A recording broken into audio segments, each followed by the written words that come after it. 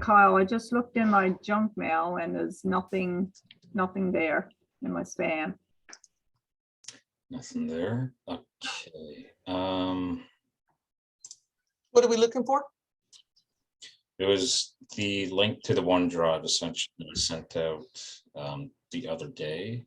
Oh, yeah. I'm going to see if I can send another link to you, Sharon, and see what we can get from that. Okay. OneDrive has been causing our office all kinds of issues, it seems.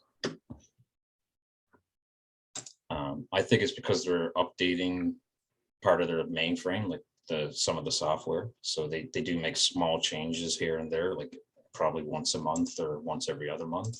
Oh, okay. Perfect.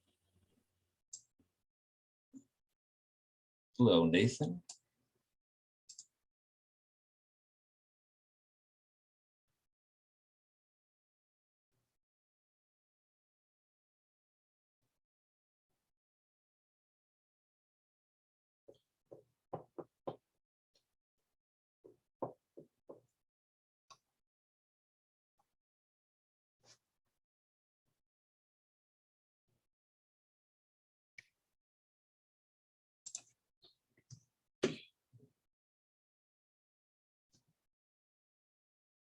Progress.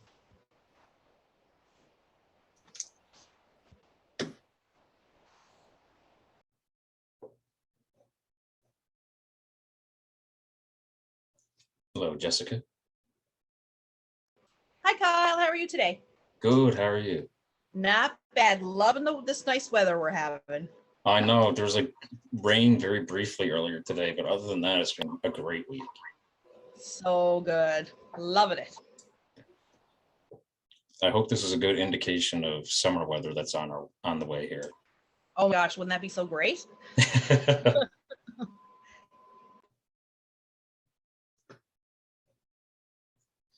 All right, I'm going to get started, and if people want to trickle in over the next few minutes, that's fine, because we'll just be doing the introduction.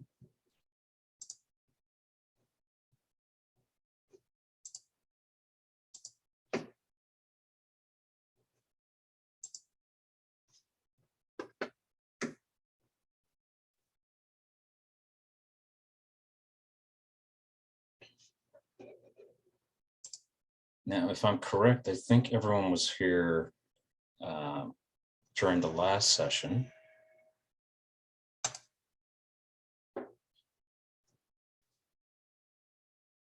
But I'll just go over things again. So my name is Kyle, and we're going over this Train the Trainer program that allows you to access the digital resources that were created with TechnoTutors.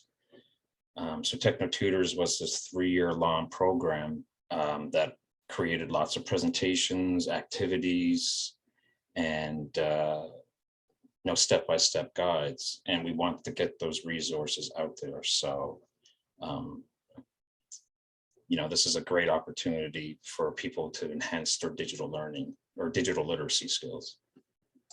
So today we're covering combining internet security with digital living, making sure that you know how to navigate online safely before you get into the services that are actually available online. So I actually work with the Community Sector Council, and Stephanie James on the call is also with the Community Sector Council. Just 1 second.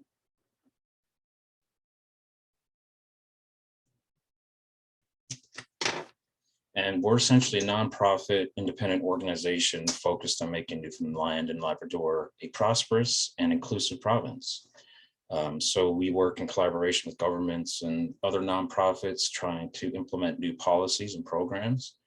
And some programs we actually create ourselves. And one of those programs was TechnoTutors. So all the resources I'll be sharing with you today, again, will be coming from TechnoTutors, as well as some other websites that I managed to find on specific subjects. Okay. But I'd like to give a special shout out to United Way for helping fund this train the trainer opportunity.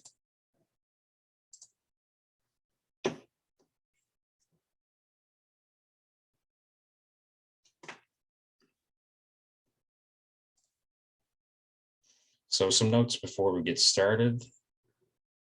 The meeting is being recorded. This is so that we can put these videos on YouTube, just in case people aren't able to attend for whatever reason.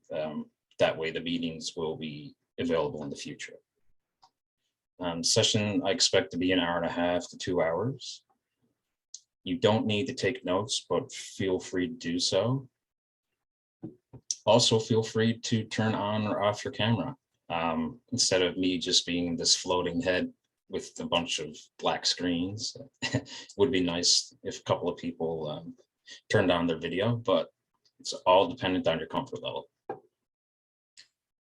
Use Zoom's mute feature to mute and unmute. So if you have any questions, for example, just feel free to mute or unmute and just like shout, "Hey, Kyle," or if you know how to use Zoom's raise hand feature, you could also use that. Or alternatively, you can just enter your questions into the chat.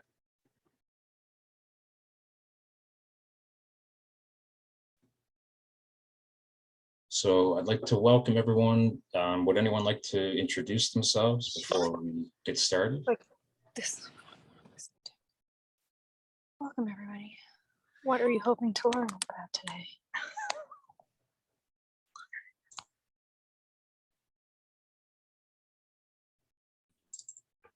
Hi, I'm Sharon, right here.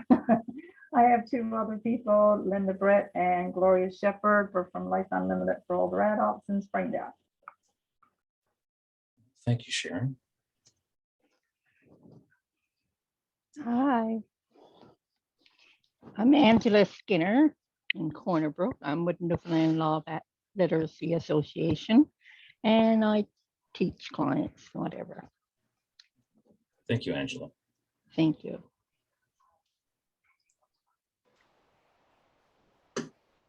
Hi, this is Jessica Lee Middleman. I'm the ABE instructor at Stella Circle in St. John's.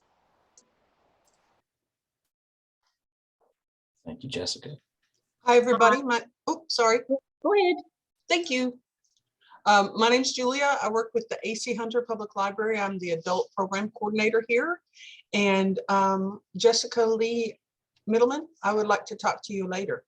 We have some programs that might be of interest to your clients. I would love to talk to you, Julia. And I have actually brought my children to you several times, I think. Were you involved with some of the libraries across St. John's? Yeah, I used to work as the supervisor at the Marjorie Muse Library on the East End. Yes. I remember. Yeah, story time. Woohoo! Yep. I brought my little kids when I was on maternity leave. We never missed. Oh, that's awesome. Yay. So now I do story time for adults. Yeah. Awesome. Yes, for sure. We'll connect. Awesome. Okay. Talk to you later. Thank you. Well, thank you, Julia. Looks like we're already building connections. And thank you, Jennifer Snow and Rod. Life skill training and career development program. Oh, cool. Hi, this is Paulette calling from the Community Youth Network in St. Lawrence. And we've used many of your information sessions for our Amplify program during the summers. Oh, wow. Yeah, so I'm enthused to be able to continue to use them in the future with our participants, our clients. Awesome. Well, thank you for that, Paulette.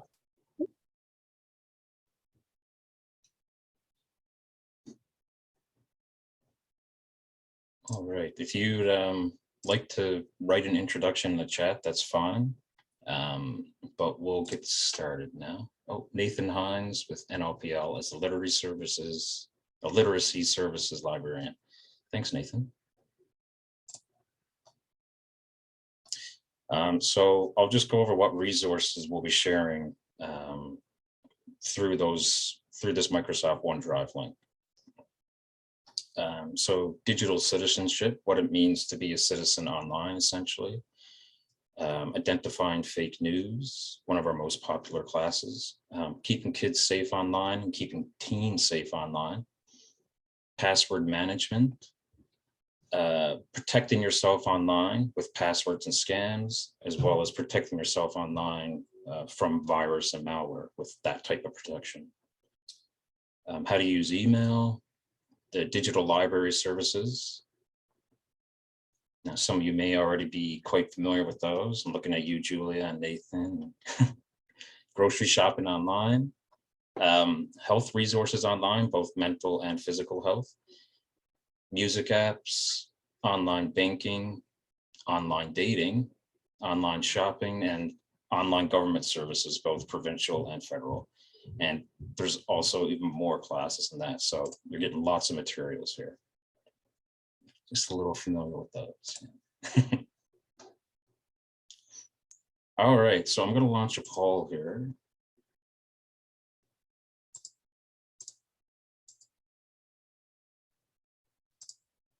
So which of these 4 topics interests you the most? We have password management, identifying fake news, the various health resources that you can find online, or online shopping.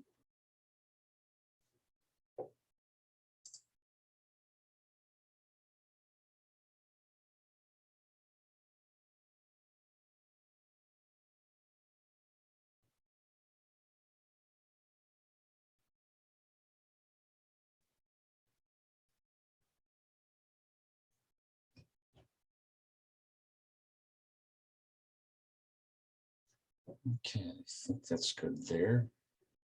Lots of good variation though.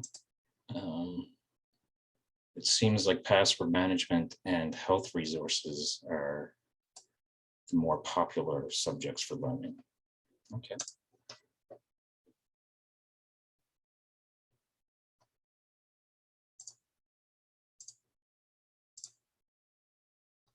So today's agenda, I'm going to be covering, for the most part, the most frequent questions we got with TechnoTutors. So some of those questions would be on, understanding your digital footprint, what fake news is and how to manage it, what some of the most common scams are, how to manage your passwords, and also how to test your passwords, where to shop online, and some shopping tips. The various health resources that you can find online, both mental and physical. And then we're going to finish with some tips on teaching and facilitating. So section 1, passwords, scams, and your digital footprint.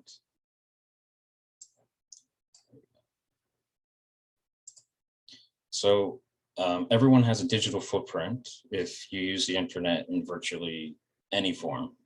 So it's nothing to panic over, but essentially your digital footprint is the trail that you leave behind when you engage in any online activity. So that kind of thing could include any emails that you sent or any emails that you received, blog posts that are written by you or about you. If you have a social media profile, even if it's completely private, part of that will be part of your digital footprint because it will be public.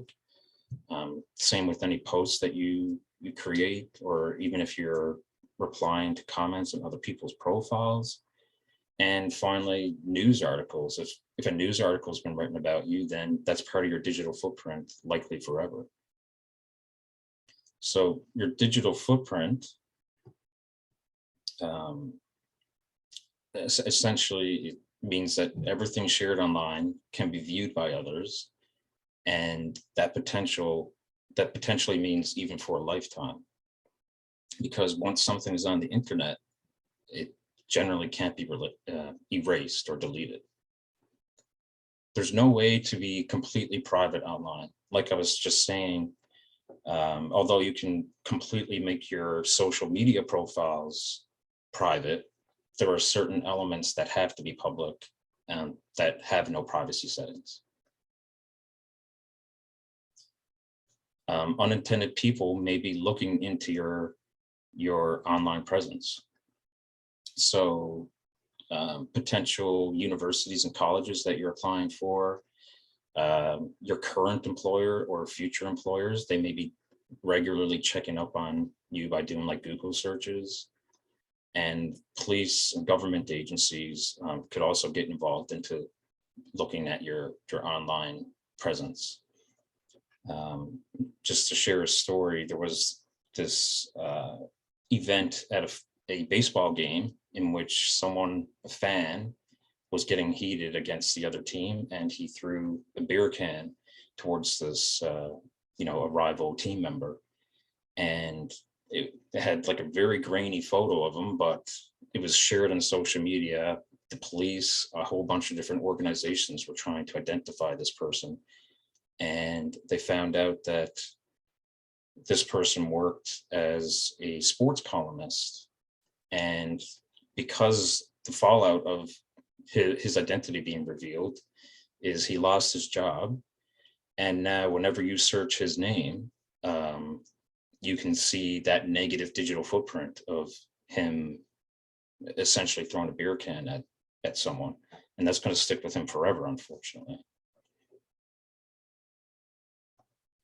So although the digital footprint sounds scary, it's important to keep in mind that there are both positive and negative elements to your digital footprint.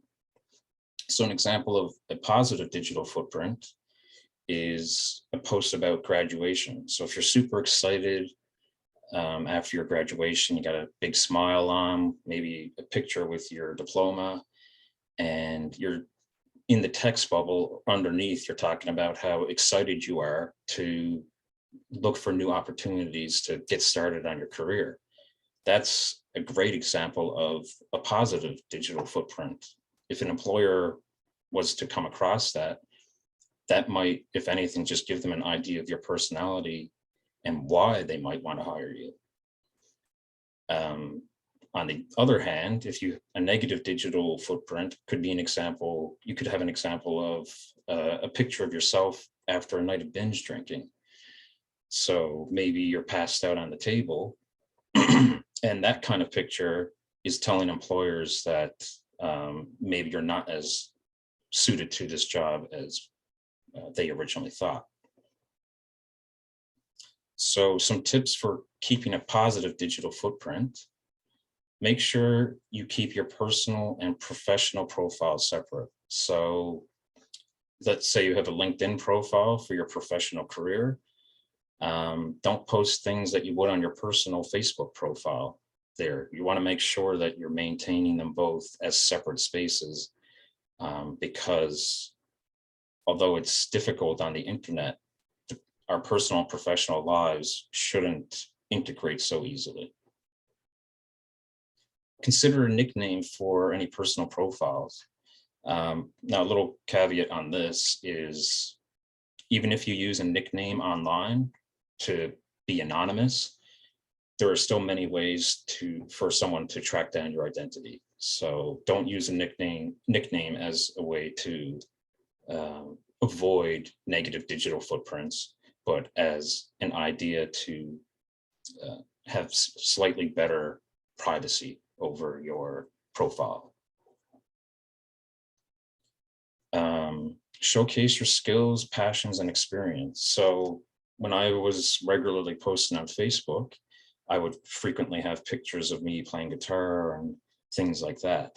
So all of these things give an employer an idea of what your personality is like.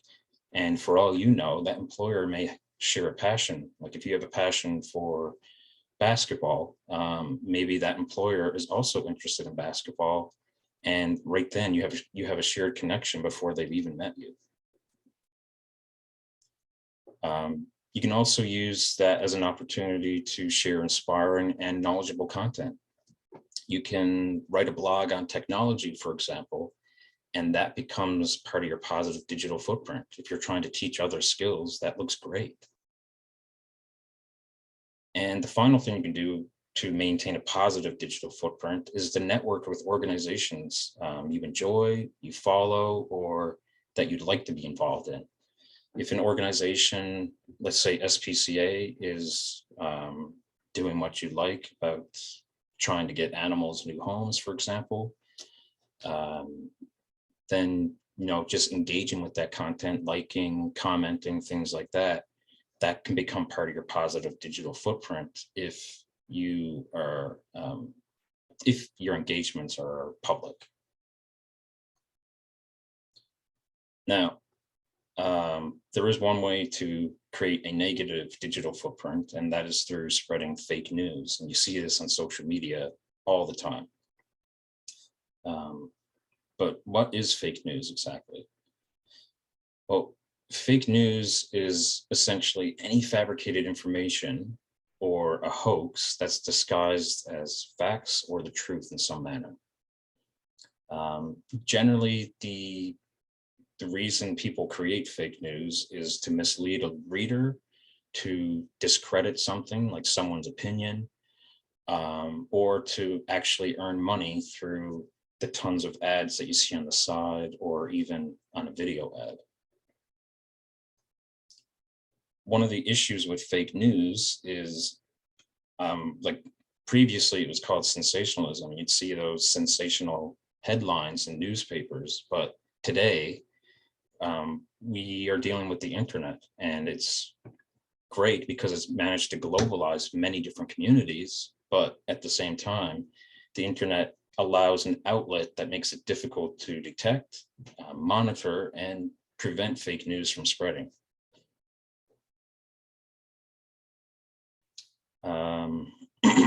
Excuse me.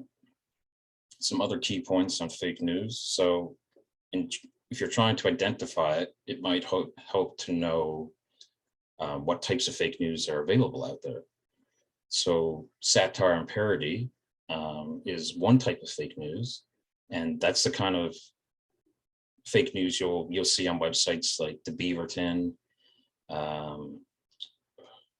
There's a US one too, but basically they're comedy websites that are intentionally meant for humor. But if you get the wrong person coming across that article, they might think that it's actually true. If they don't know the Beaverton is a satirical website, then that can ultimately become fake news. The Onion, yes, thank you, Jennifer. Thank you. Yeah, so the Onion or the Beaverton are those satirical websites. False context is another type of fake news.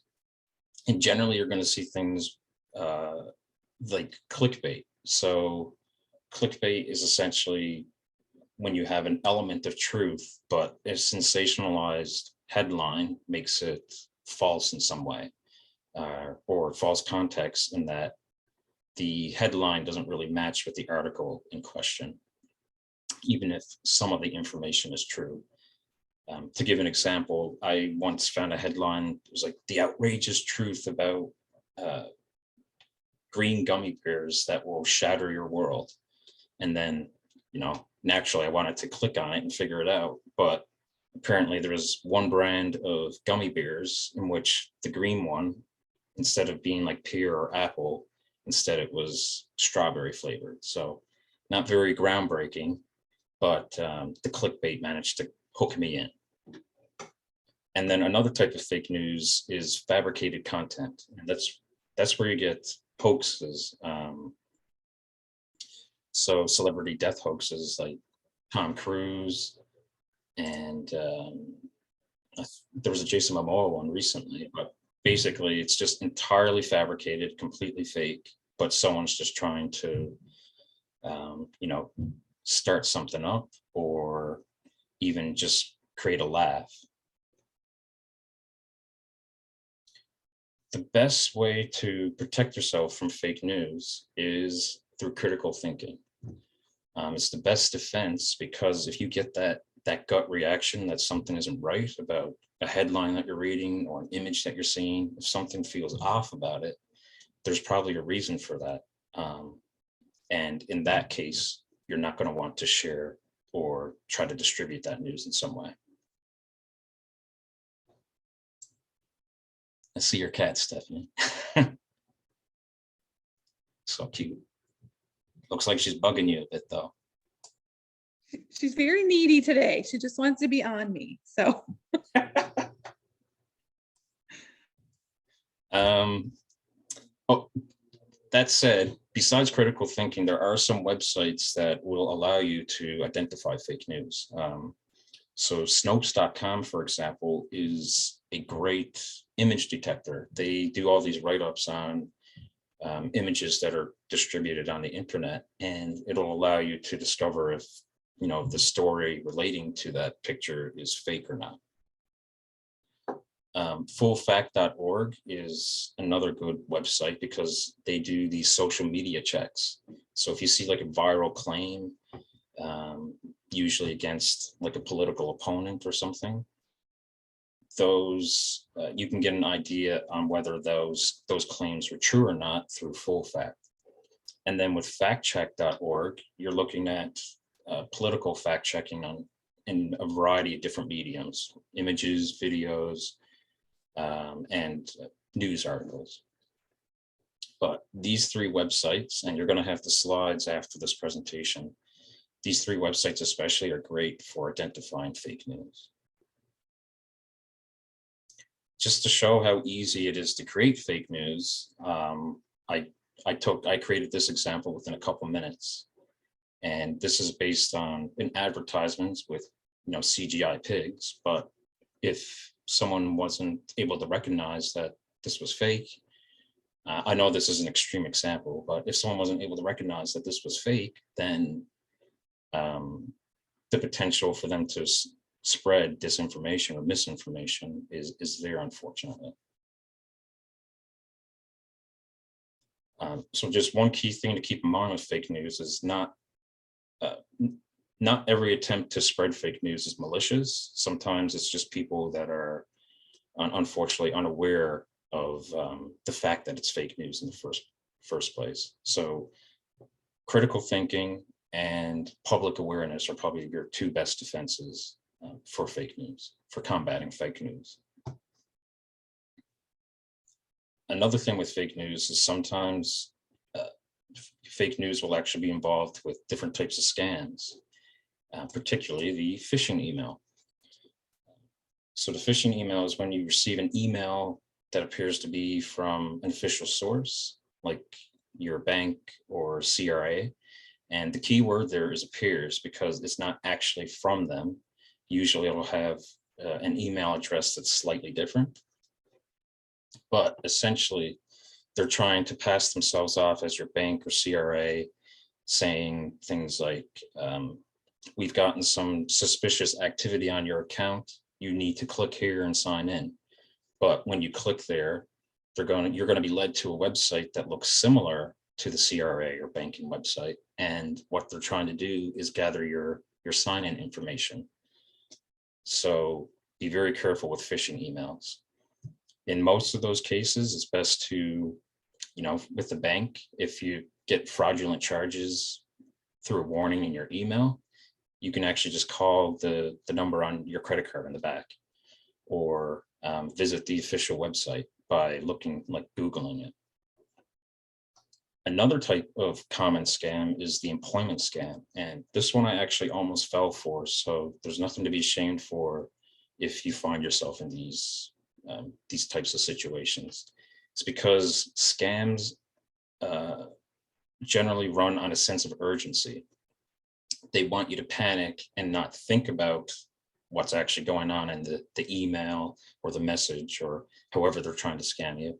They just want you to react instantly so that there's a higher chance that they'll get that information, they'll get that money.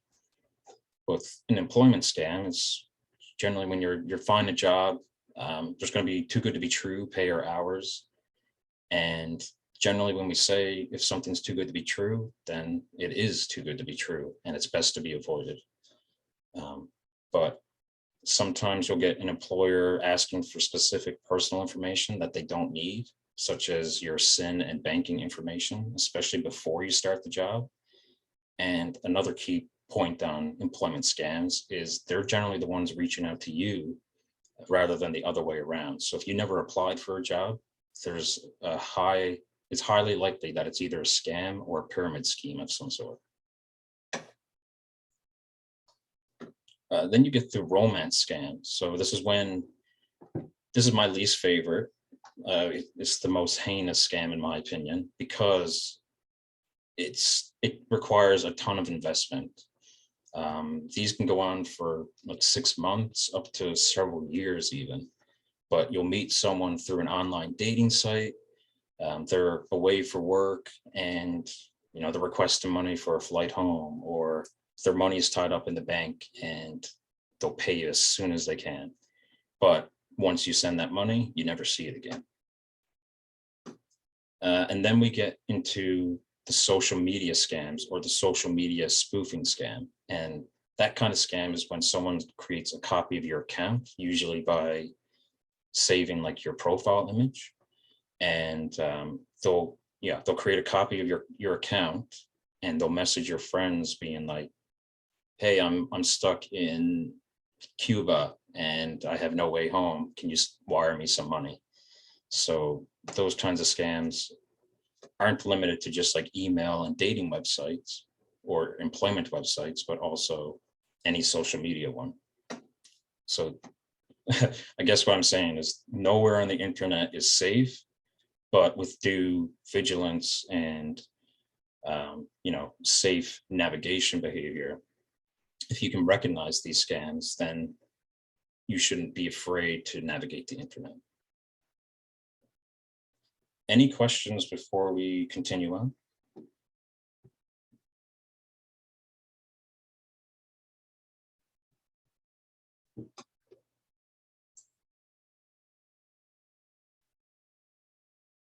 Going once, going twice, gone. So we have some tips here on how to protect yourself online.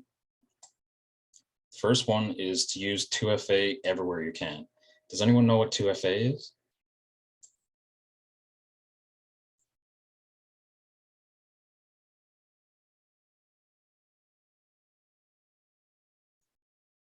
Sorry, Angela, I don't know if you're... I can't remember.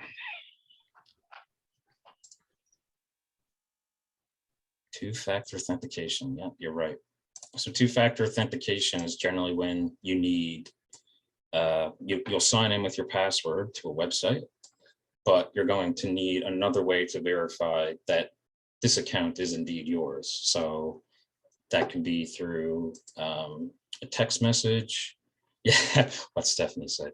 That could be through a text message. It could be through an email. I've seen these like USB keys. If you want to, you plug those into your laptop, and those can actually work as 2FA. But it essentially just offers an extra level of protection to your account. I know it says use 2FA everywhere. I do recommend to use 2FA, but it can get quite cumbersome if you have it attached to all of your profiles. So in those cases, it's best to make sure you definitely have it on your most important accounts. If you want to turn it off, like your social media accounts and things like that, but your bank, your CRA account, any shopping websites that may hold your debit or credit information, those are the kinds of places you're going to definitely want to have 2FA on. Another way to protect yourself online, make sure that you're updating your software and your apps regularly. We always talk about, well, we sometimes get the question of, I got this update warning on my iMac or my MacBook, sorry. And I didn't know what it was, so I decided to close it. Was that okay? Was it legit? What was the issue? Generally, if someone is trying to scam you with like a virus in some way, or trying to get a virus, some type of malware on your system, they're not going to tell you that they're doing it. They're going to try to use some secrecy so that you don't know that there's a virus, because if you know there's something wrong with your system, you can easily try to get rid of it. So if you get those prompts to update your software or your apps, usually that's just to combat security leaks or security issues that may appear in software. So those updates are meant to further protect you, not the other way around. So always update your software and apps. Another key tip, don't overshare in social media. So just for example, let's say you're going on vacation. You're in Europe and you're having a lovely time just traveling around, and you want to share all of your photos with your friends and family. There's no problem with that, except for the fact that if you share them while you're away, while you're on vacation, then there's the risk that someone's going to know, hey, that person's not at home. That means their stuff is free for the taking. So I always recommend, if you want to share on social media, to make sure those pictures or videos are uploaded after your vacation is over, or after you get back from dinner, or like whatever kind of event you're going, the hockey game, that kind of thing. The other key point on oversharing is a lot of people will talk about their dog's names, security question answers that they really shouldn't be sharing online, because that gives potential scammers the information necessary to get into your account just by answering your security questions. So never post that stuff online. Don't respond to requests for personal information. So it sort of like with the scams, if we talked about, you get an email requesting like your social insurance number, or your banking details, or things that someone shouldn't have, or someone shouldn't be requesting access to in the first place. Those kinds of things, you're free to ignore those requests for personal information. If you're ever worried about, whether something's legit from your bank, like I said, call them, visit the actual website, just do something that has no relation to that personal request. And our final tip here is don't reuse your passwords. Now, this one I'm actually guilty of, or I have been in the past, but there's one major issue with reusing your passwords. If, let's say, you're sharing your Netflix account with your friend, if you share your username and password, which just so happens to be the same username and password for your bank, then you unintentionally have given your friend access to your bank account as well as your Netflix account. And if they're sharing it with someone they know, then same there. They're gonna, someone else that you don't want to have your banking information could potentially use that against you. So it's always good to use as many different passwords as possible. Okay, well, the key then is, how do we create strong passwords? A strong password consists of 8 to 12 characters. It's going to have a variety of letters, numbers, and symbols, and also upper and lowercase letters at that. And finally, it's not going to contain any words. So the best passwords, there's only, I think, 60,000 words in the English language. So if you're using one of those, it'll take a computer no time at all to figure out part of your password. So try not to use any words when you're designing a password. Another key way to create a strong password that's easy to remember, but tough for someone to guess or try to hack, I guess, is to create a passphrase. So a passphrase is essentially a sentence in which you take the first letter of each word and try to use a sentence or a phrase, and just the first letters are going to indicate the password itself. So for example, maybe I wanted to go with, hashtag red delicious apples are the best ones. So I can remember that, but here's what your actual password would turn into. hashtag, our uppercase R, lowercase d, the @ symbol for apples, @ for are the best ones, exclamation point 2022. This here is an excellent password. And that's not going to mean anything to someone other than yourself, because only you know what it actually means. So a passphrase might be your best way to create a very strong password that no one is going to be able to guess. Now we'll get into how to manage your passwords. I mean, most of us probably have 30 accounts or so, and creating a new password for each one is, it's definitely not easy. I know I've struggled with this, but I'd like to ask you, how do you remember your passwords if you have a whole bunch of them? If anyone wants to.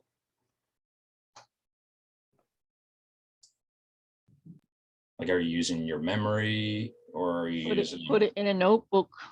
notebook? Yeah. What about a Word document? Has anyone tried that before?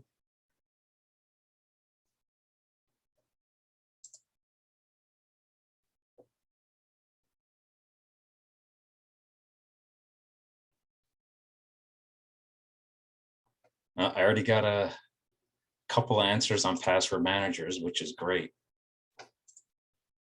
because that's our next point. Software called password managers. Paula, I have a notebook, not ready to record on my cell yet. My doctor says I should. So one thing I will say is password managers are a great alternative to any of these methods, particularly memory, because you're definitely going to forget your passwords if you don't jot them down in some way. But you can use a program like Bitwarden to remember all of your passwords for you, and it will encrypt them, or place a lock on it to turn the letters and the symbols into essentially gibberish that no one's going to be able to decrypt. If you ever used like Google to remember your passwords, and that's sort of like a password manager except less safe.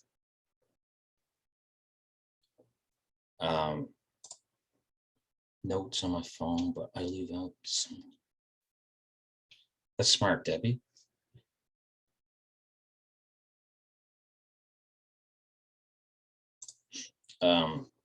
With a password manager, all you need to do is remember a single password, and you type that password in on your device, on your single computer, and that will allow you to access your Facebook account, your banking account, your Netflix account, all of those different accounts with just that single password. Yet what you really have is a different password for each account that Bitwarden is remembering for you.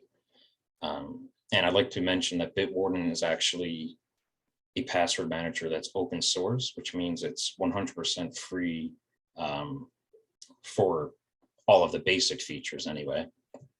I think there's a paid version, but ultimately Bitwarden is less expensive than LastPass and also 1Password.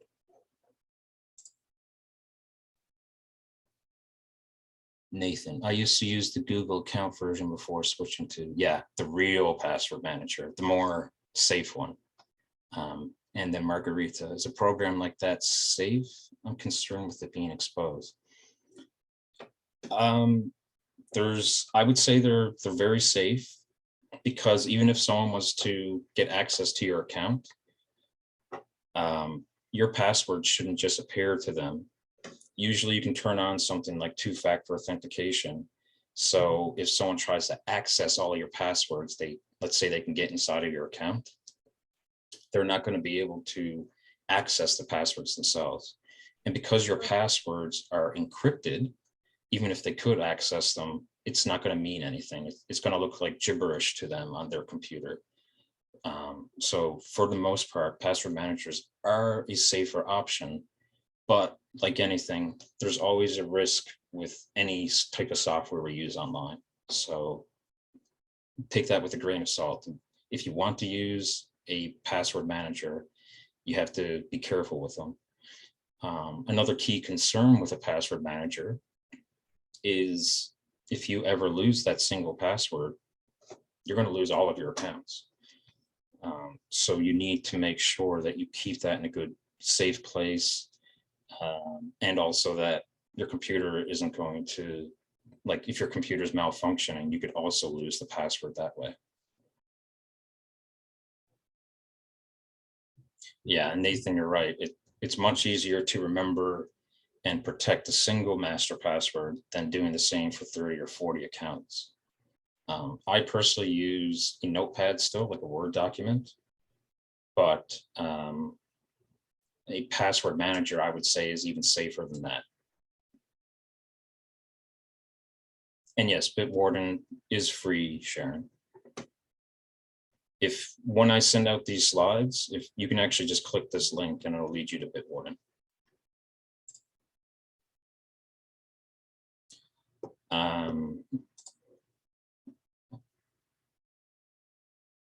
300 log. No, I don't think I have near that many accounts, Nathan, but wow.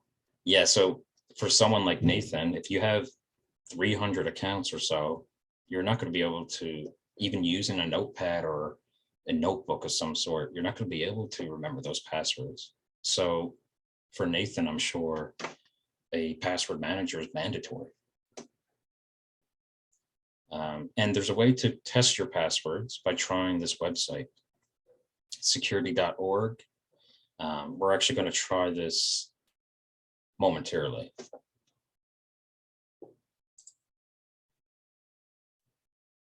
All right. I'm going to launch a poll again for the quiz.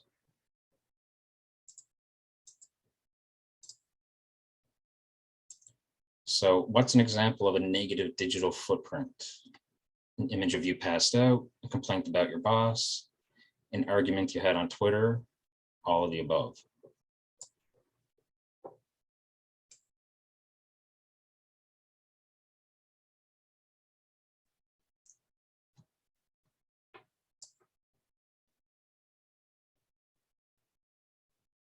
All right, looks like most of you got it. These are actually all examples of a negative digital footprint. So the answer is D.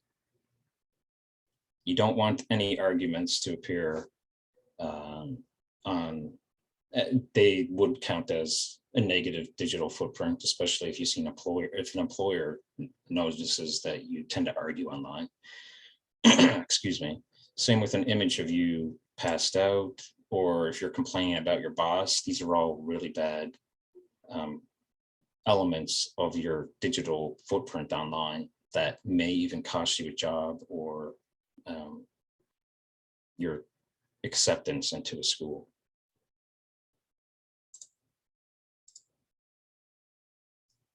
Which of the following is not a method of staying safe online? So let me launch that poll again.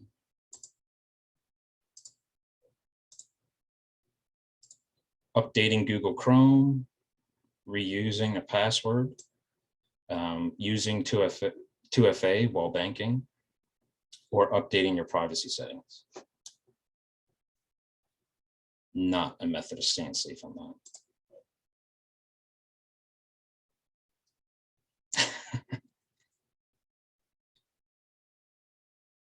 I feel like I should have the Jeopardy music. Ding, ding, ding, ding. 15 answers. Okay, excellent. You all got this one. So reusing a password is indeed not a method of staying safe online.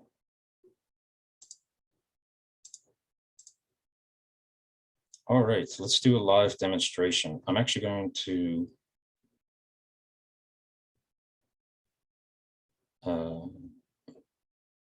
share.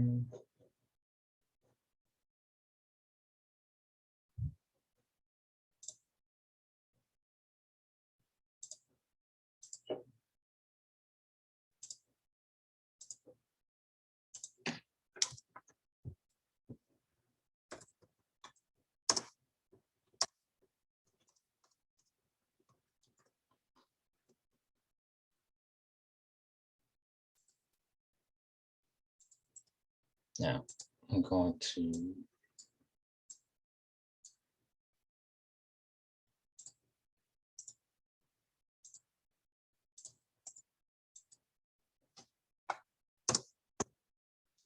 so I just posted a link in the chat if you'd like to join along, or if you'd like to test your own password. Or you don't even have to use one of your own passwords if you don't feel safe entering one of those in this type of tool.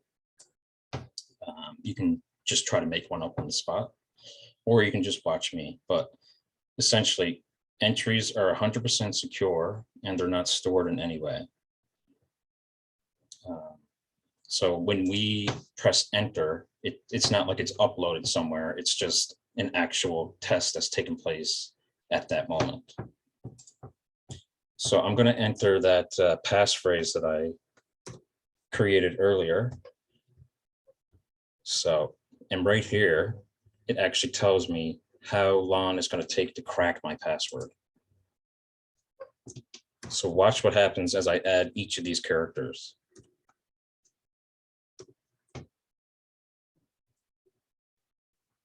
Two seconds.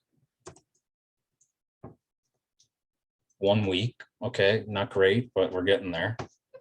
And if I add the numbers, 5 years, 400 years, 34,000 years, and then 2 million years.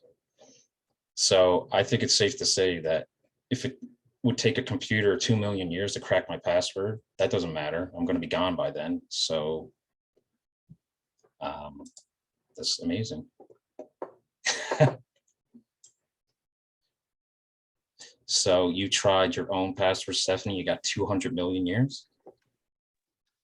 Yeah, I feel like that was a pretty good password. Yeah, you must have more than 12 characters, I guess. There'll be like new creatures on the planet and everything will have evolved by the time something gets into your information. That's pretty cool. I was excited about 34,000 years, so I was like, No, 34,000 is great. I mean, I don't expect any of us to live for 34,000 years. So as long as it's past your lifetime, and we're talking about a computer here, and even quantum computing that can deal with this stuff faster. So anything that's like much longer than your lifespan is a great password, in my opinion. That said, there's nothing wrong with making your password even more secure. I mean, 200 million years, 43 quintillion years from Nathan. Wow.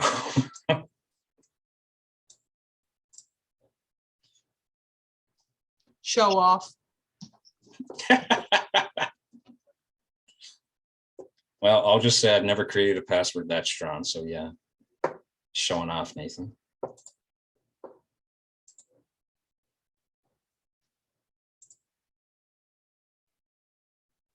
One trillion years. That's also very good, Angela. I'm also going to try the most basic passwords. So I think it was over the last 10 years, the most popular passwords were password 1, 2, 3, 4, 5, those kinds. So if I was to type password, your password will be cracked instantly. There was 1 year where football was one of the most common passwords. So instantly again. So these kinds of passwords are going to get you in trouble. But if you follow the tips that I outlined earlier, or maybe Nathan can offer us some tips, then you're not going to have any issues with people trying to get into your accounts.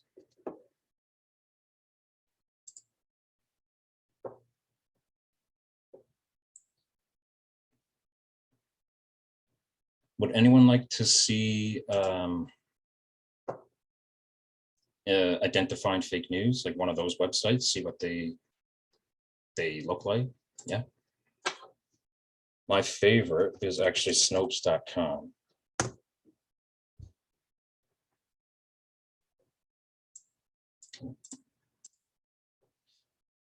So under Snopes, generally you're going to be looking for latest or fact checks or archives.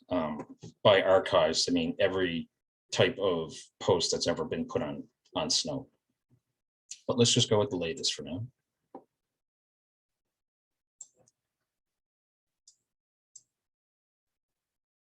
So United States to host Rugby World Cup for first time.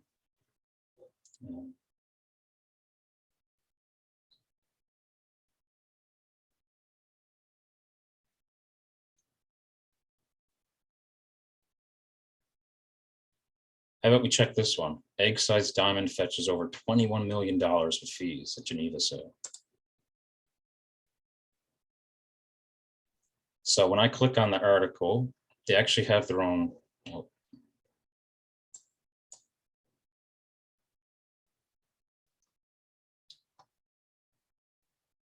Oh, wow. All right, give me 1 sec.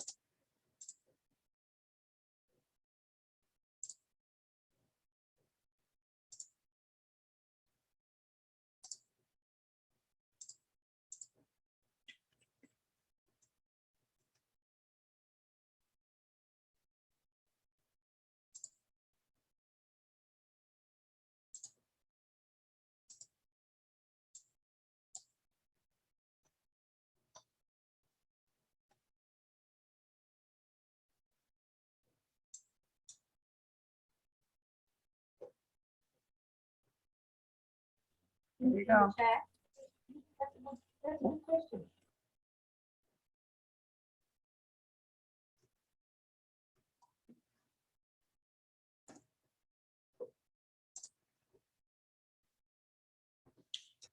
Sorry about that. Just gonna give me one more moment.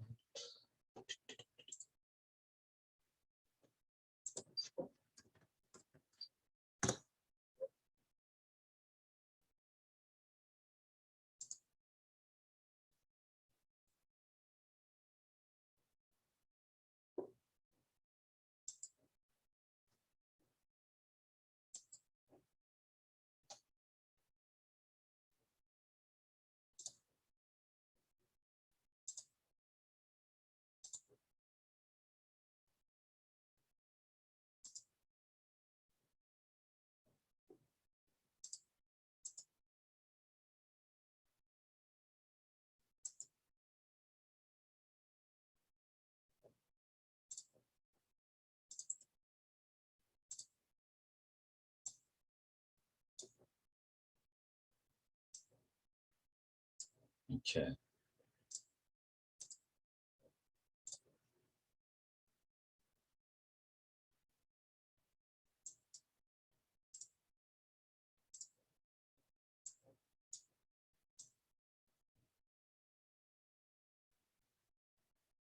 So right here, you can see that there's a write-up based on that article. And if I scroll down,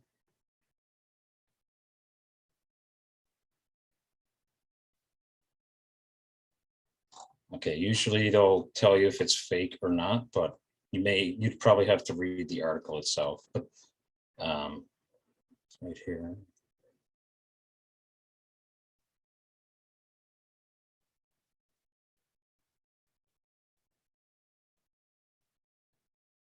So right now it says unspecified 7-figure sum.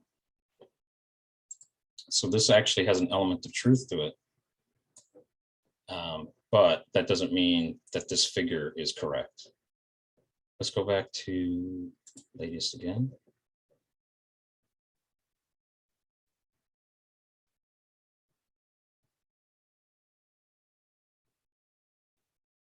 Well, actually, I'm going to go on fact checks here.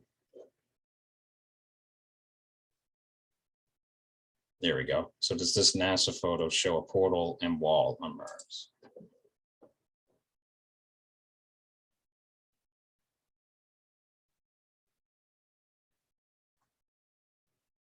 So you can see the image there.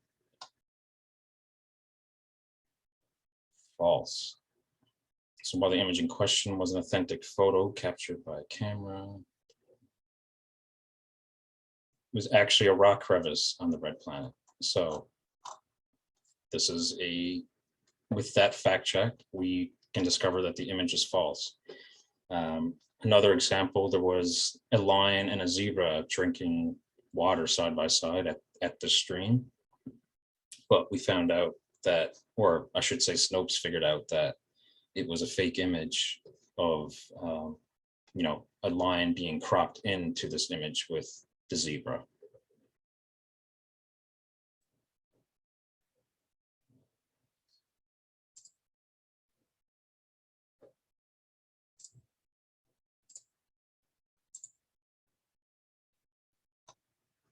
Any questions on anything that we've covered today? Well, so far. You're being bombarded by cats, Stephanie.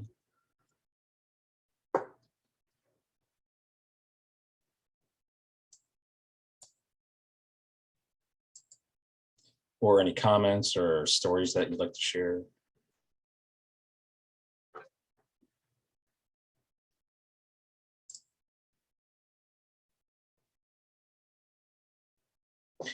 Nathan, I have used Have I Been Pwned before, and it is a very good tool. If we have extra time towards the end of the session, I can do a live demonstration of it, but at the very least, I'll include a link for you all to try. But Have I Been Pwned is a great way to determine if your passwords have been leaked before, or if someone has compromised your account by, let's say, hacking a large mainframe. Like if your bank was ever hacked, then your password could be potentially at risk. And Have I Been Pwned allows you to determine whether you need to change your password immediately or not. Thanks for that suggestion, Nathan.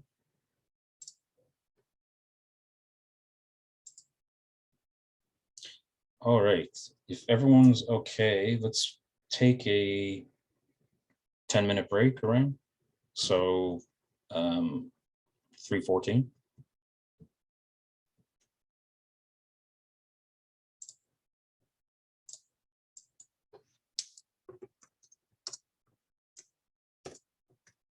And that's Newfoundland time for anyone who's not with us.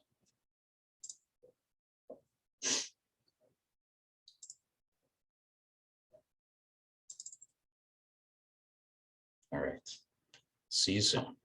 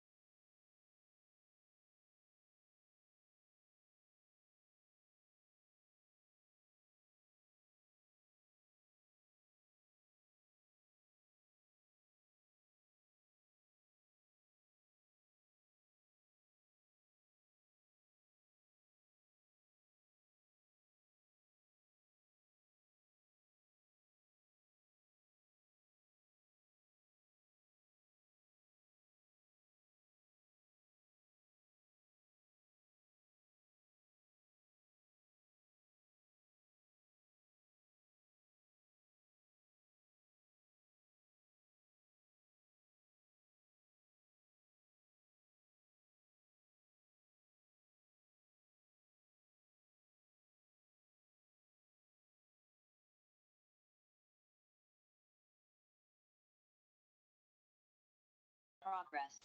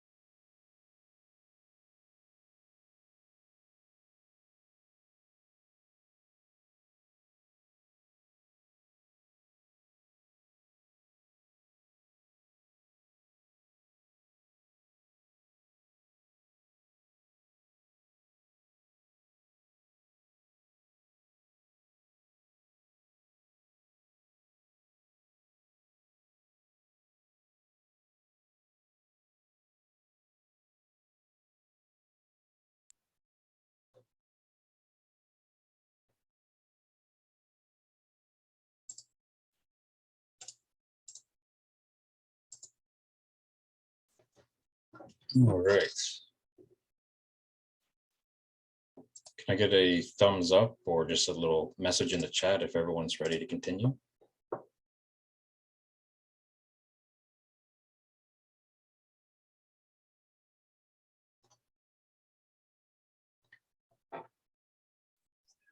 All right, perfect. Hey, Kyle. Hey, Yeah, no, I like breaks. I don't know why that no was still there. oh, okay. Yeah, see, I didn't notice it come up, so probably just, it looked like to me. See, honestly, I think a work week should be 2 days long and we should get 5 days off in a row. Wouldn't that be glorious? I know, but nobody else agrees with me. I Well, think I'd say a people, lot of people agree with you. A lot of employers don't agree with you. well, that's true. That is true. See, I can be really productive in 2 straight days if you give me time off to relax. Then I'm like the Energizer bunny for like 2 days. I can get like tons done.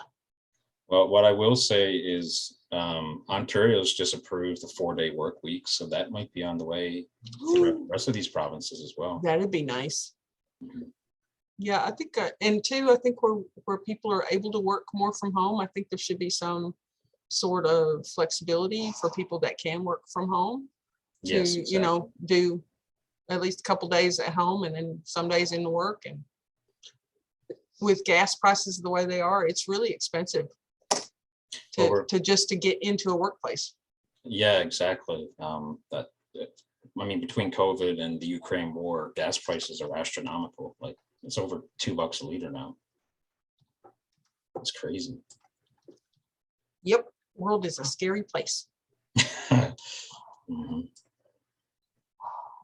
All right, now we'll get into this second section on online shopping and health resources.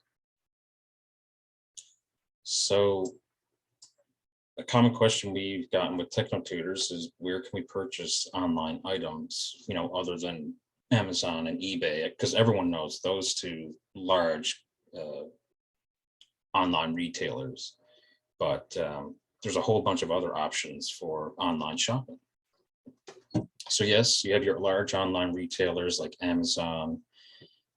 If you haven't heard of Newegg before, Newegg's a large retailer that sells technology. So if you're looking to like build your computer from scratch, that's Newegg is a great option for that. But they also sell things like video games and all sorts of technology.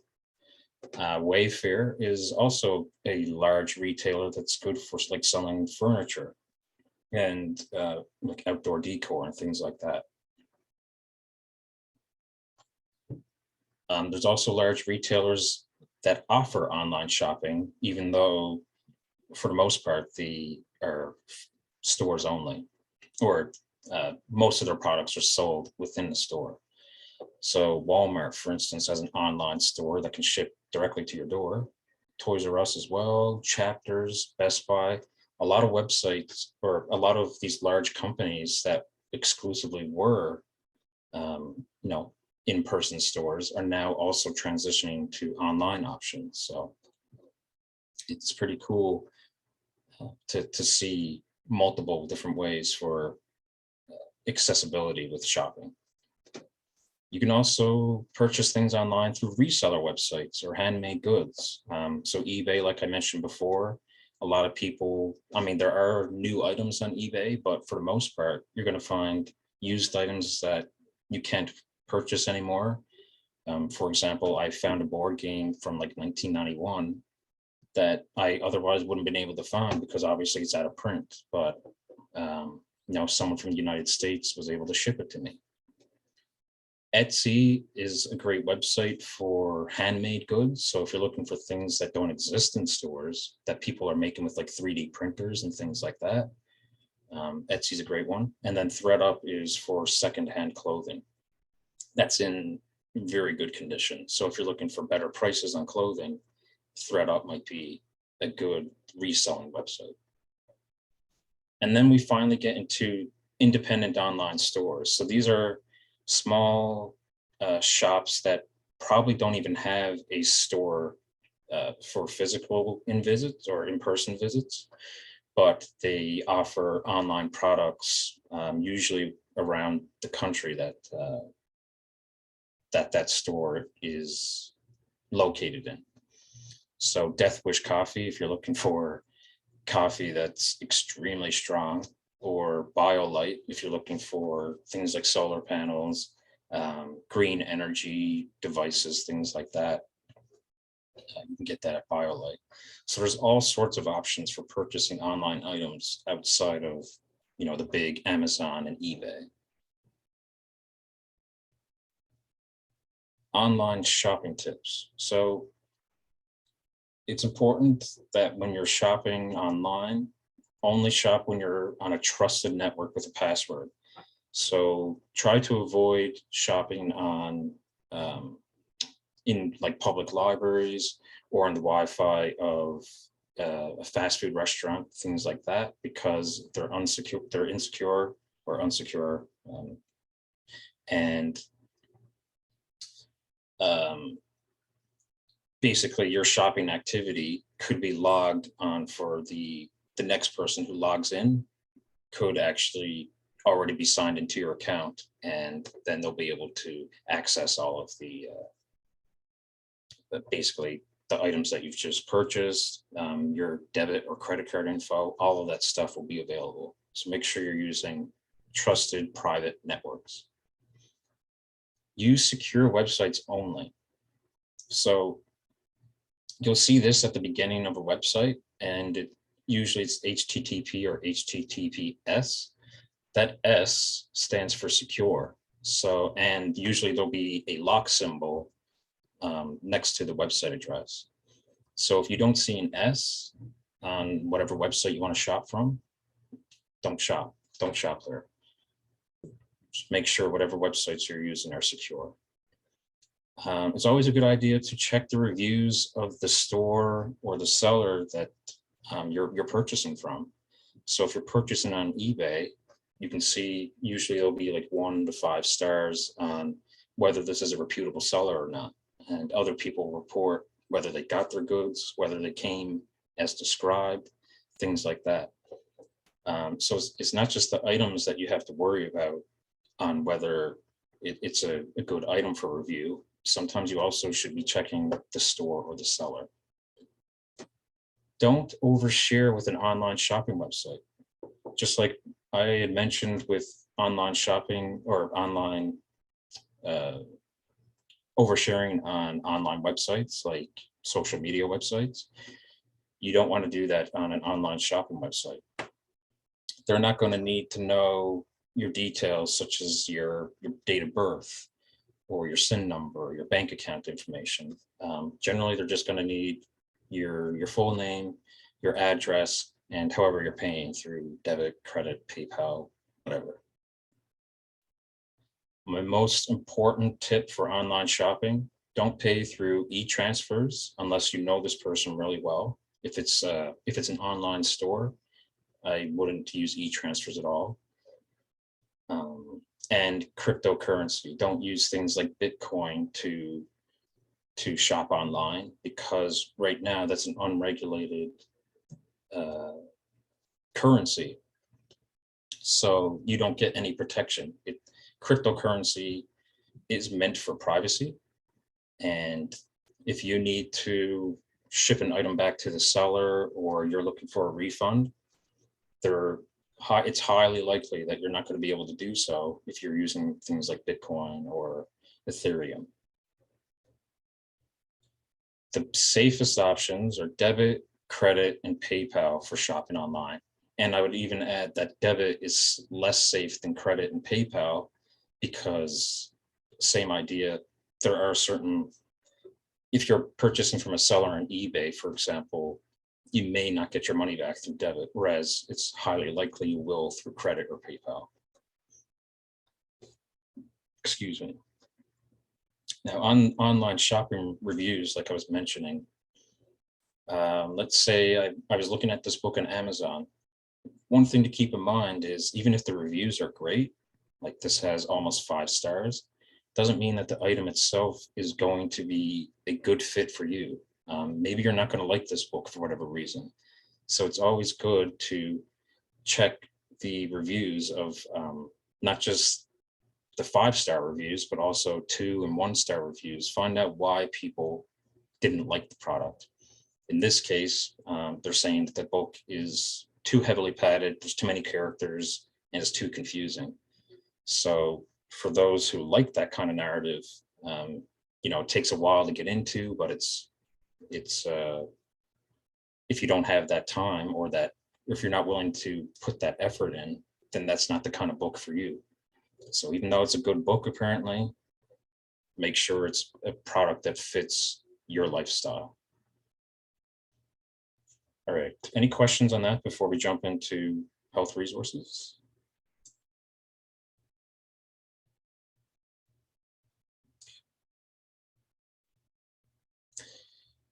So the first website I have here that gives you physical health resources is gov.nl.ca Health and Wellness. And they essentially offer this online database of resources that are from actual health authorities. So this is a great website if you're looking for resources or physical health resources. 811 Healthline has a website and an app for questions on like your diet, your lifestyle, how to take care of yourself, your symptoms, and more. It's not just the phone line that you can call to figure out your symptoms. You can actually do self checkups online.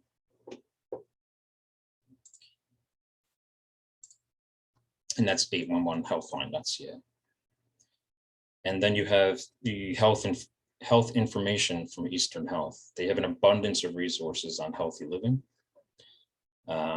Just for example, they have sexual health topics and articles, drug use, healthy living, or healthy eating, I should say, physical activity, just a ton of great physical health resources if you're looking to, you know, change your diet or make a lifestyle change in some way. Virtual doctors is one thing that we saw rise from the pandemic. So instead of having to visit your doctor in clinic, if you have mobility issues for whatever reason, you can use a virtual doctor through a website like medicuro.ca. This was free when COVID-19 was, early on in the pandemic, around 2020 or mid 2020, I should say. But I don't think it's free any longer, or at least the virtual doctors won't be free shortly, like after COVID-19. That said, it's still a great resource for anyone who has mobility issues. Webmd, a lot of you may already know this website from their famous symptom checker, which I don't recommend, by the way. You're always going to want to get those symptoms checked by an actual doctor. You want to be officially diagnosed rather than diagnosing yourself. That said, they do have a lot of invaluable medical information, health news, web events, just great info for anyone who's looking for, maybe your doctor's gone away for the weekend and you need immediate information that you can present to him or her on your visit back or once they come back.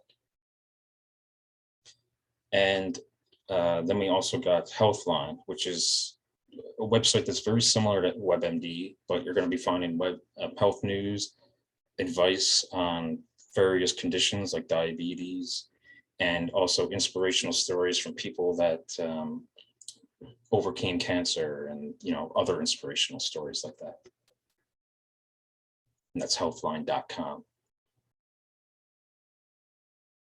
Some mental health resources, like I had mentioned with the health information, Eastern Health, they also have resources for mental health. As many of you, especially those that still the circle, are probably familiar with Bridge the Gap, but Bridge the Gap offers resources for mental wellness, including mindfulness techniques. And I think there were a couple of app recommendations from Bridge the Gap when I was browsing their website. And then you have Healthline, which is similar to WebMD.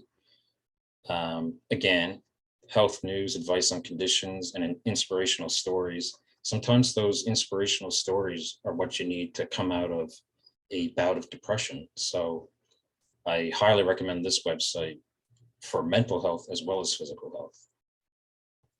A couple more mental health resources. My absolute favorite is Therapy Assistance Online, or TAO, because they offer numerous educational videos, but there's a structure in place. So if you're trying to do cognitive behavioral therapy for depression or anxiety, for example, it's all structured in a way that you can do it as a module. So, weekly progress, and you can actually check in through this online journal every week. And they also have access to worksheets. So if you're looking for, CBT worksheets that you can do offline. You can just like print them off and do them on your own time. Tau also offers that. And that's taoconnect.org. And then you have Well Central, which is similar to Tau in that they offer free educational interactive courses. I would say their courses or their videos and materials are more in depth than Tau. But it is cool that, oh, sorry, that link shouldn't be there. I'll make sure to correct that before I send it out. It should be just like wellcentral.ca, I believe. But they offer interactive courses to enable you to take control of your mental health, your mental wellness.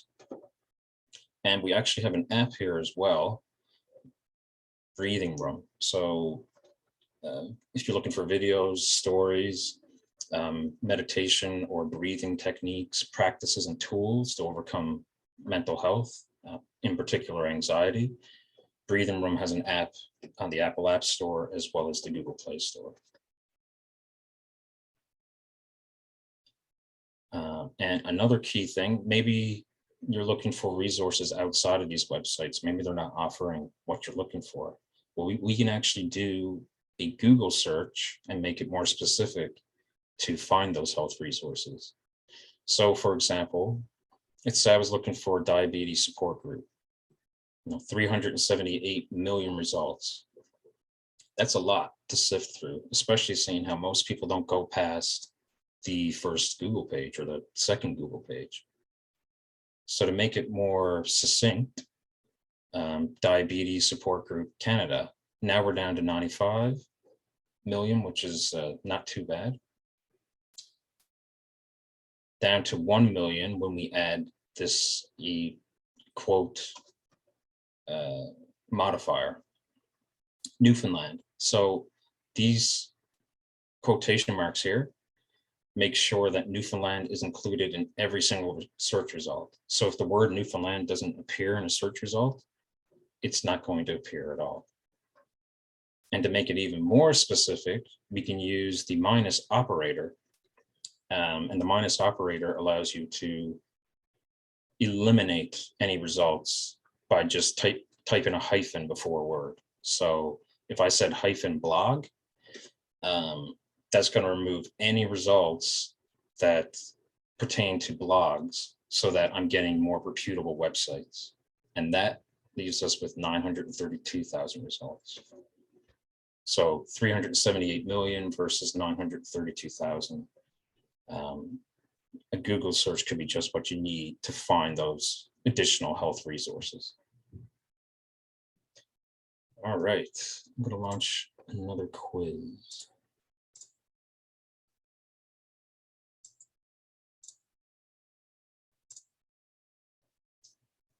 So which method of payment is the least safe? Bitcoin, credit card, PayPal, or a gift card?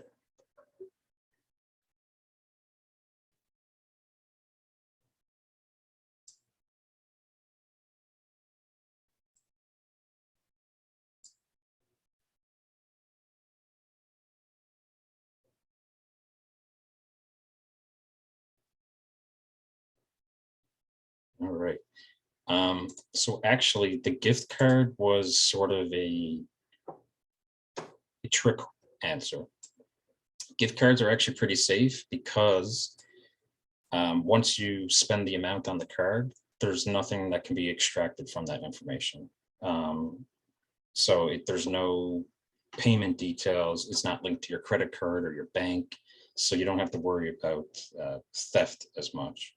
Bitcoin is the least safe because, as we had mentioned, cryptocurrencies are private and can't be tracked. So A.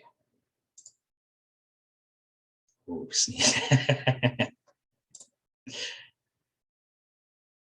All right. Any questions on that before we get into a live demonstration? Or is there anything that you'd like me to cover within the live demonstration?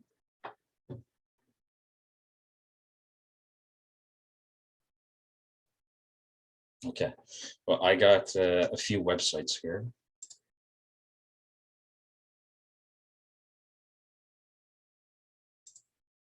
Oh, I see someone in the chat.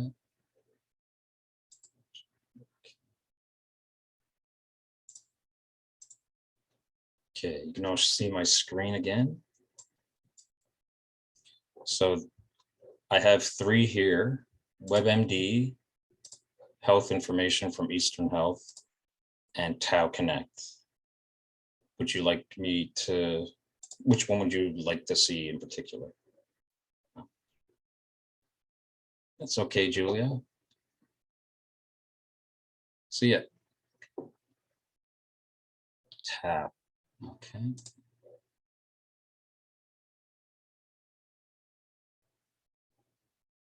right, let's go over Tau. So Tau actually requires membership. Let's say I want to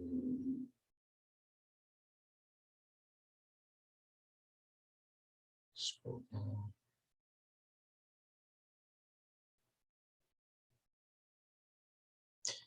Now I know Eastern Health was actually offering Tau for free, but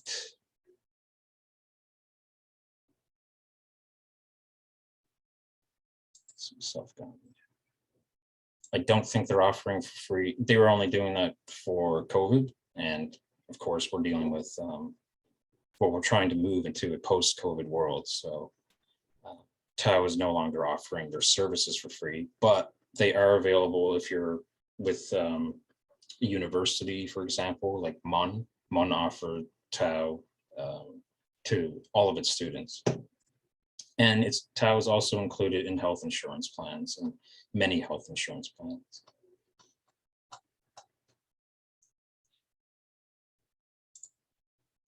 So the very first thing I would have to do if I wanted to create membership, or if I wanted to create an account or get an idea of whether this is for me, is to contact them.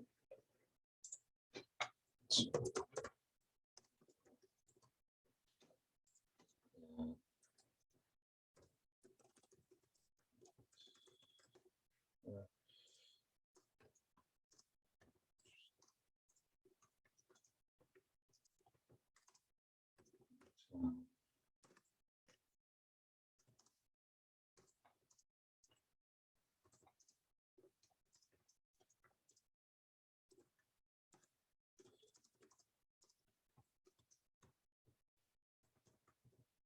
and I could send a message like that. They also have a toll-free number in case you'd like to get into the accounts. Now, unfortunately, I'm not going to be able to show you what each website or what Tau offers within, but they may have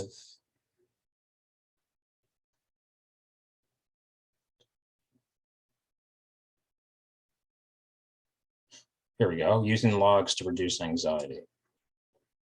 So download that. Can everyone still see my screen?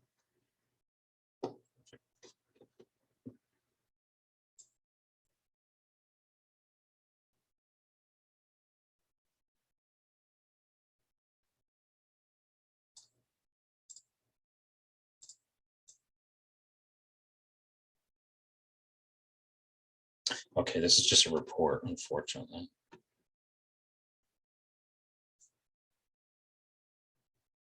Just to give you an idea, because unfortunately I don't have a Tau account.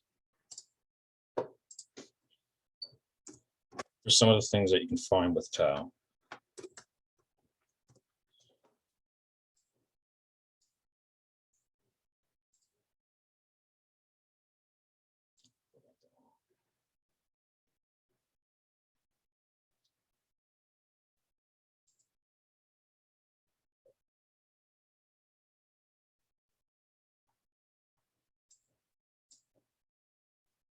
So in addition to their instructional, like 5-minute videos that try to inform you about anxiety and maintaining a good work-life balance, understanding the difference between thoughts and feelings, and thoughts, feelings, and facts. They have all of these different activities, such as an activity diary. So now I would probably have to see. No, they want me to get membership, but it sort of looks like this right here, where you just have a schedule every single hour slotted, and in the worksheet itself that you'd find on Tau, you would be able to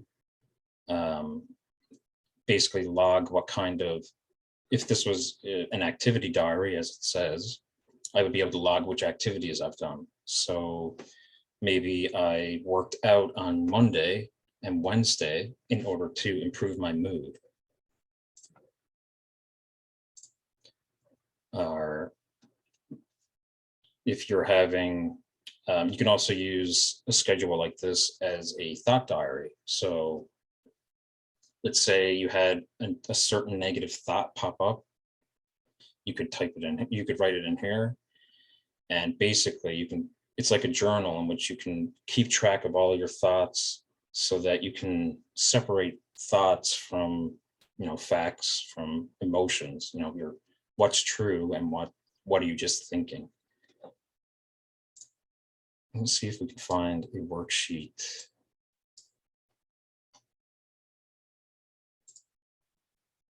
That you don't have to pay for.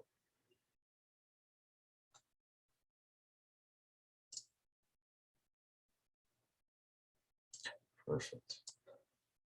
So you'll get exercises like this on Tau as well, but it allows you to identify what your problem is. If you're going through a depressive episode, unhelpful, unworkable behaviors. So what's contributing to your depression? Are you trying to exercise to improve? Are you looking for a job, or are you kind of like stuck in a rut? Just these kinds of things allow you to identify the issue and get to the root of the issue. And that's all CBT really is. It's changing your thought patterns so that they reflect they allow you to think in a different way so that you're not constantly dwelling or ruminating on negative thoughts.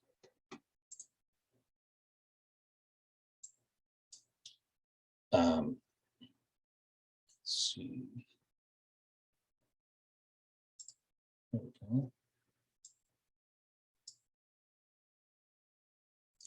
So looking for an emotional trigger, like a difficult situation. Maybe you're giving a presentation and you completely screw it up, and that leaves you on a downward spiral. So in that case, you can use CBT to identify the trigger, but also what thoughts pertain to that trigger and why it's causing you such distress. The thoughts, your feelings, your behaviors, and whatever physical sensations, what kind of symptoms you're experiencing. Another cool thing with Tau in particular is access to an online therapist. So every week they encourage you to share with a counselor, and after you've done your thought journal, you have the ability to talk to the counselor, and they'll be able to give you more worksheets, or they'll be able to give you progress updates to say, 8 weeks ago, look how far you've come, that kind of thing. I'm sorry I can't give an actual demonstration of what Tau is like, but you have the idea of the websites that are available, as well as how to register in order to get the program. Tips on facilitating learning sessions. So now we're going to finish with some tips on what we've learned with TechnoTutors. Now, this information might be redundant, but it's very important that I get this message across, because there are certain hours that are great for facilitating learning. And what we've discovered is 10 to 12 and 2 to 4 seem to be the optimal times. It's when, everyone's, you're not going to find like everyone is a morning person, but you're going to find that people are groggy very early in the morning, whereas by 10 o'clock, they've had their coffee, they're ready to go. Between 12 and 2, you give that lunch break, and then by 2 to 4, they're energetic and ready to learn more about digital literacy. We always recommend to avoid teaching on Mondays and Fridays if possible, just because we found it was harder for our learners to retain important information during Monday sessions in particular. On a Monday, you're just back from the weekend and you're trying to get back into the run of things, catch up on things, so you don't really have the capacity to retain as much info.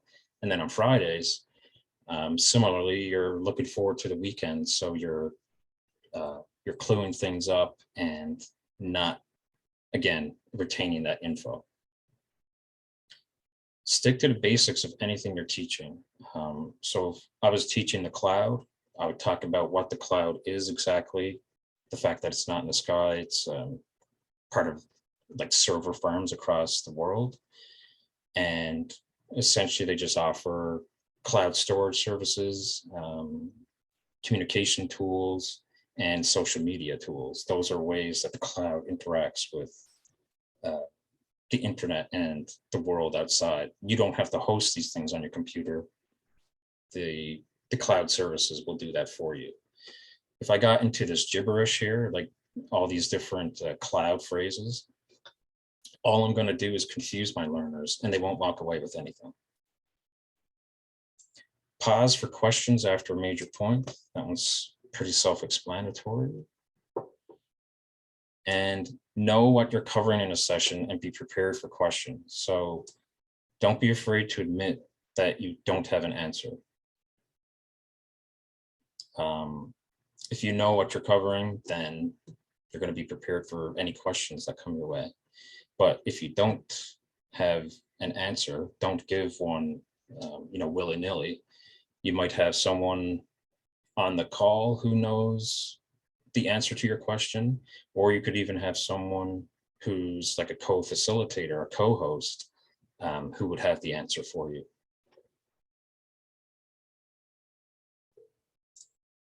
I always say you're going to also want to state what's not going to be covered in a session. So if I'm talking about fake news, I should also state that I'm talking about the types of fake news and the resources that can combat fake news. I'm not going to be talking about like whether a news channel's subjectivity counts as fake news or various conspiracy theories, things like that. Find ways to engage your participants. So you notice that I used these little quizzes and polls, live demonstrations. Giving personal examples is another great way. If you're a great storyteller, I highly encourage this. And encourage everyone to speak. Be prepared to troubleshoot technology issues. So if you're experiencing internet connectivity issues, you can't teach a session, someone backing you up could be able to take over that session just in case.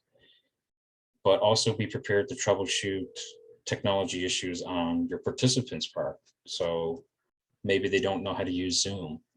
In that case, you're going to want to have a basic familiarity so that you can teach them the basic tools that Zoom offers. People tend to learn easier through practice. So if you can offer a practice activity or an activity for them to follow along, that's great. And be patient and enthusiastic about the material. I probably could have gone through this material in like an hour, but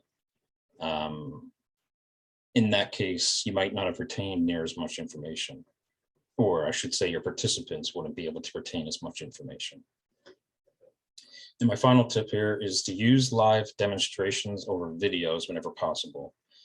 Videos are, auditory and visual, but they don't really offer much in terms of active engagement, whereas that's exactly what live demonstrations are for. You can ask questions while I'm trying to cover a point.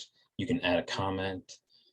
Just live demos are a lot more engaging, and therefore information will be easier retained. So some important takeaways. What we covered today, understanding your digital footprint, how to identify and manage fake news, what some of the most common scams are, how to manage and test your passwords, some online shopping websites, as well as some tips, the various health resources that can be available online, as well as how to Google search for your own, and then tips on teaching and facilitating sessions. Again, these are all the resources I'll be offering. I'm going to be sending a OneDrive link for you all to have access to. If for whatever reason it doesn't work, I do have another idea for how I can get those resources into your hands. That said, if anyone wants an idea of how to access these resources, I can do a brief demonstration for anyone who has time afterwards. Any questions or comments on this presentation or any of the materials that will be offered here? Kyle, Linda here. Hi, Linda. Hi. So I got your link that you sent out on your OneDrive, and I was able to open it, and I saw the resources, and of course, there's a tremendous amount more resources than I had ever anticipated. My first idea was I was going to, download it and put it onto my, say, an external drive or that. But I don't think that was your intention. Your intention is that this is an active link, and anytime we want those resources, you want us to go to that link and then open it from there. Is that correct? So what we're trying to do here is host all of these resources for as long as possible. So it's a shared link for, I'm hoping at the very least, a year. But the issue is, well, twofold. One, I won't have any control over whether if the community sector council revokes access, and two, these materials aren't going to be, they're going to be outdated within a year or year or two. So I would recommend downloading the most important resources that you want to keep, because some of this information will be invaluable forever. And otherwise, just access these resources through the online link. But again, a couple of people have already messaged me saying, like, between the administrative access of the CSC, we're having issues accessing the files because I'm not the web administrator here. So in that case, it might be best to, take the link, download the most important files so that you never have to worry about losing access to them. Okay, that's good, because when I got it, I was surprised by how much was there, and I wasn't sure what or how to do with it, right? But yeah, I wouldn't recommend trying to download everything just because the files are so massive, and they download into what's called a zipped folder. So if you, assuming that you know how to use a zipped folder, even if it's a massive folder, it may not completely unzip. I've downloaded OneDrive, like massive folders, and when you try to unzip them, you get an error code. So just download like the most important presentations and documents, and I think you should be good. Okay, and when you say that, that's really your personal preference, right? Yeah, so if you feel like you want to teach more things on identifying fake news, make sure you're downloading that program. But like we have people from Stella Circle and the CCRW, so and obviously from Life Unlimited. So your teaching needs are going to be different than any other organization. So you go with whatever you think is best for your community, I think. Well, thank you. You've given us access to a tremendous amount of information.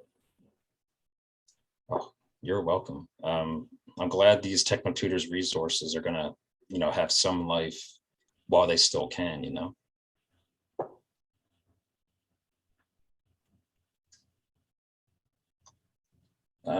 So we have a website if you'd like to connect with us, thecommunitysector.nl.ca. This is my personal webpage. If you have any questions on the materials or the links, you know, if they're not working, just give me an email, or we can talk about phone calls. If you have you talk to me over the phone if you have any questions on the materials themselves, or if you have a question on how to teach, how to facilitate, that kind of thing, how Techno Tutors dealt with facilitating sessions. Just give me a ring.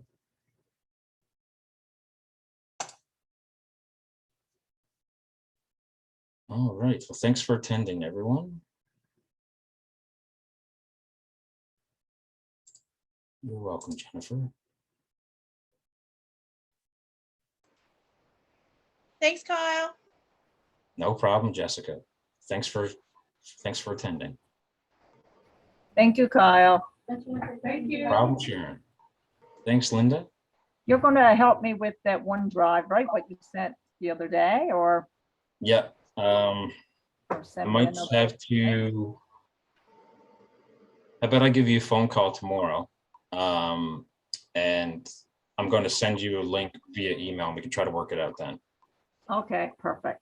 Is there any time that's good for you in particular? 9 tomorrow morning. Is that too early for you? Oh, no, 9 a.m. Okay. I got a busy day tomorrow. Yep, that'll work. Perfect. Thanks. Okay. Take care.